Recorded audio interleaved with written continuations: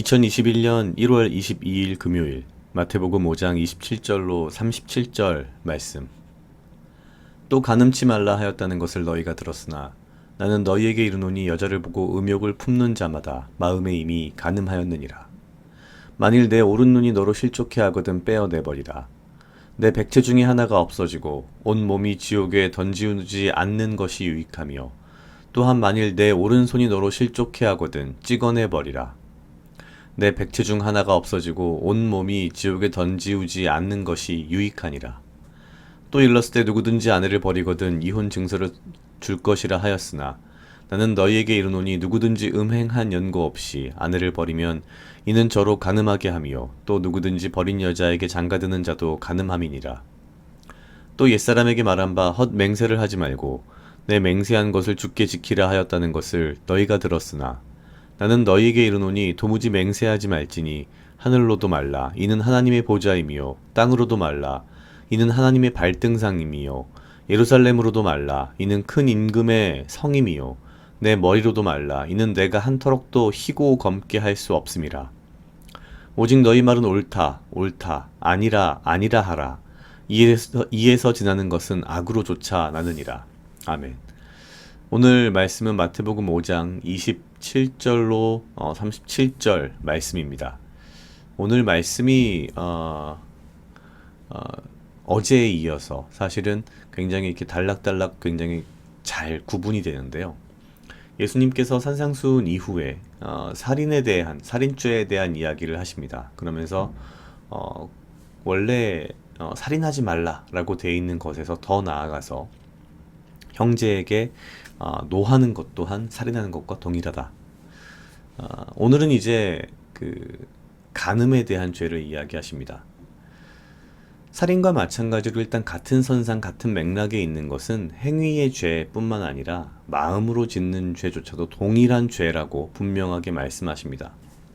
그러면서 당대의 유대인들이 가지고 있던 일종의 잘못된 생각이랄까요? 이거에 대한 지적을 하십니다. 사실 27절부터 32절까지는 간음에 대한 이야기이기도 하지만 사실 여성에 대한 이야기라고 볼 수 있습니다. 원래 구약에 등장하는 간음하지 말라는 찾아보니 그렇게 표현되어 있습니다. 사실 구약 안에서의 어떤 그 행간의 어떤 의미, 느낌은 간음이라는 행위를 사실은 도적질과 동일하게 놓고 보면서 도적질하지 말라라는 선상에서 간음치 말라라는 그런 개념을 이야기했다는 거죠.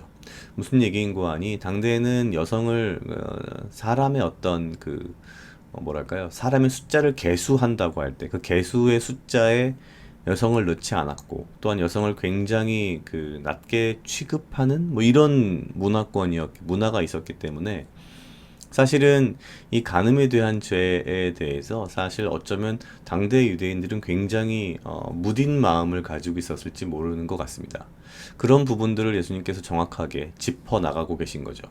어찌 본다면 당대에 가장 대우받지 못하고 멸시와 천대를 받으며 사회적으로 구조적으로 사실은 굉장히 무시당하는 사람들, 그러한 계층들에게 특히 여성에게 굉장히 관심이 많으셨고 굉장히 많은 사랑을 주셨다는 것을 느낄 수 있습니다. 오늘 말씀을 보면은 간음이란 행위 자체는 당연히 죄이지만 여자를 보고 음욕을 품는 것조차도 이미 마음에 간음을 한 것이고 죄다라는 이야기를 하십니다. 그러면서 눈이 너로 실족해 하면 차라리 빼버리고 오른손이 너로 실족해 하면 차라리 빼버려라 이런 말씀을 하십니다. 여기서 눈은 앞에서 이야기한 여자를 보고 음욕을 품는 죄, 오른손이라고 하는 것은 아마도 그 간음이라고 하는 혹은 이 구약 기준으로 말하면은 행위에 대한 남의 것을 훔치는 것에 대한 이런 것에 대한 어떤 상징적인 의미로 그럴 바에는 차라리 버리라, 찍어내어 버리라 뭐 이런 표현들을 사용하십니다. 그러면서 이제 이혼과 관련된 이야기를 하면서도 사실은 이혼 증서를 뭐 주어라 뭐 이렇게 버리지 마라라는 이야기들을 하고 계시지만 사실상 핵심은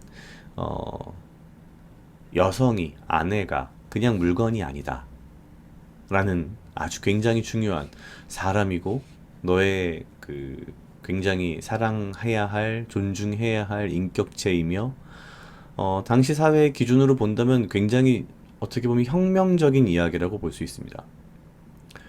굉장히 보수적인 이 유대인들의 입장에서는 아마도 앞에 등장했던 살인하지 말라라는 이야기보다 제 생각엔 27절부터 32절에 등장하는 이 가늠하지 말라라는 이야기에 대해서 굉장히 불편한 마음을 가지지 않았을까라는 생각이 듭니다.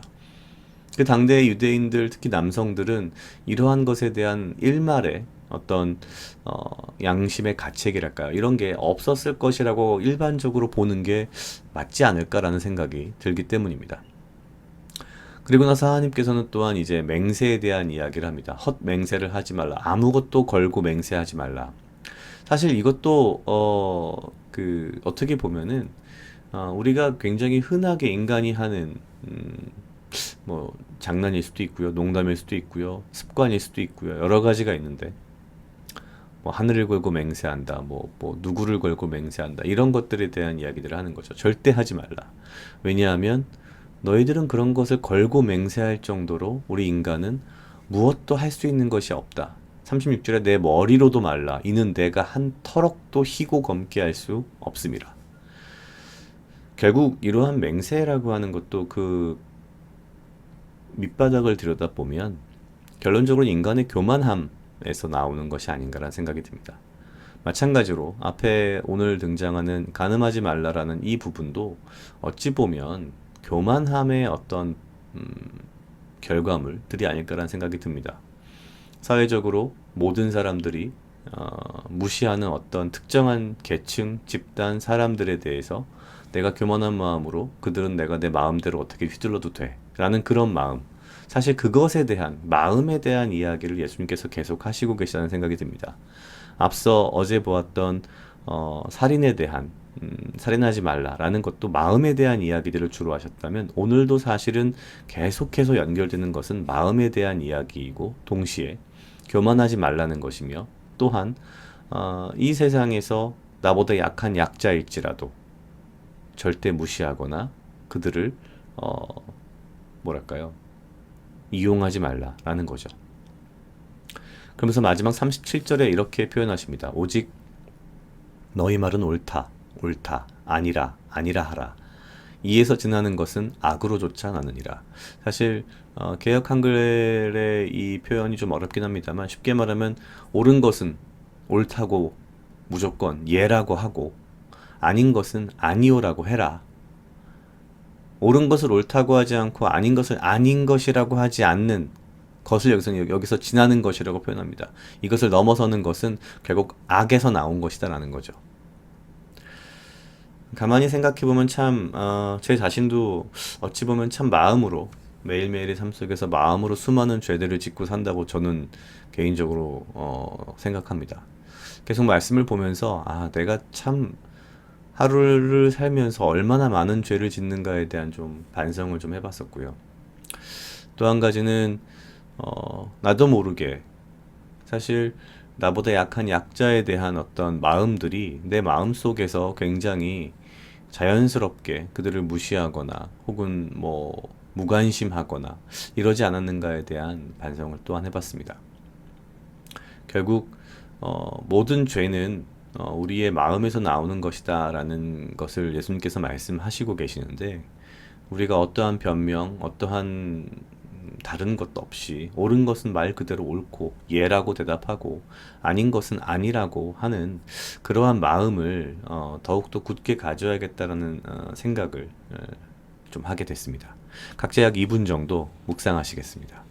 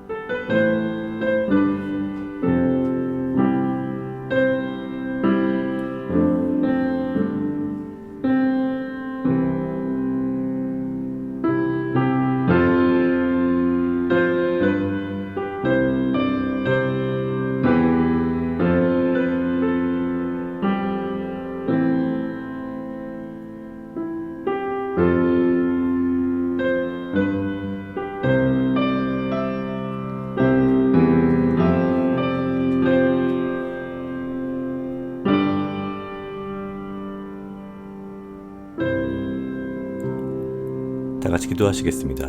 하나님 아버지 감사합니다. 주여, 이 하루도 나와 동행하여 주시옵소서. 주님, 나로 하여금 사랑하게 하시옵소서. 아버지여, 나를 해하려 하는 그 어떠한 무리들로부터 나를 지키고 보호하여 주시며 내가 오직 주님 주시는 지혜와 명철로 이 하루를 살아가고 나에게 필요한 건강과 육체적 강건함을 허락하여 주시옵소서. 주님, 내가 매일매일의 하루하루를 살아가며 나의 마음으로 수많은 죄를 저지르고 그것을 잊고 살아가며 아무렇지도 않게 생각하는 나의 이 교만함과 나의 이 죄성을 주께서 아시오니 나를 용서하시고 내가 매일매일의 삶 속에서 옳은 것은 옳다 하고 아닌 것은 아니라 할 수 있는 나의 마음으로 죄를 짓지 않는 삶을 살아갈 수 있도록 주여 인도하여 주시옵소서. 감사합니다. 이 모든 말씀 예수님 이름으로 기도드렸습니다. 아멘.